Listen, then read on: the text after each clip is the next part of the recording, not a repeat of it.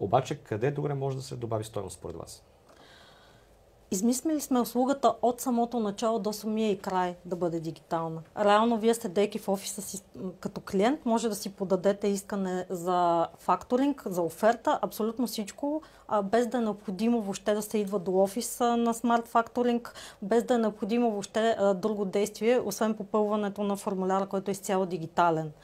Оттам нататък целият процес е направен по този начин, да е автоматизиран, да е удобен, да е лесен и да пести време. В крайна сметка най-ценният ресурс в момента на бизнеса е времето и ние подаряваме точно това време на нашите клиенти. Това, което ни прави различни, освен папката, която се носи по финансовите институции, личното отношение и предлагането на гъвкав и кастомизиран подход към всеки един клиент. Какви бизнеси ви се иска да привлечете още като клиенти? Всякакви бизнеси. Ориентирали сме се към малките и средни предприятия.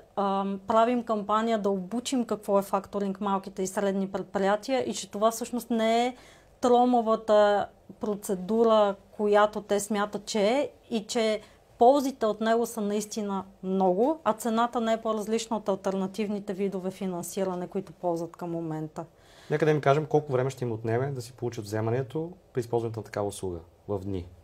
Добре, подават искане през сайт, първо за оферта, до 2 дни получават своята оферта, подават документите за кандидатстване, отново онлайн, получават до седмица своята решение с определен лимит, с всичките оценки на техните клиенти и после до седмица имат подписаните договори и започват да предоставят своите фактури и да получават финансирането веднага. Тоест около половин месец, около 2 седмици. 2 седмици за изцяло процесът до качването на фактурите и получаването на финансирането е абсолютно достатъчен.